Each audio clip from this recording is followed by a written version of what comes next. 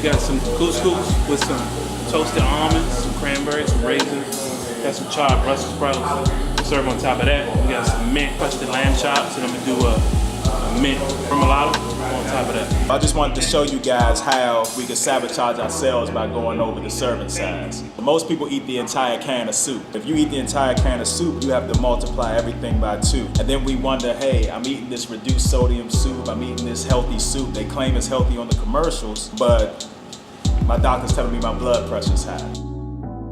We're plating up the lamb chops, came off the grill. Some of these Brussels sprouts that I cooked in a little bit of honey, some lemon pepper, some olive oil. We're gonna finish it with the remoulade, that mint, parsley, spinach, red wine,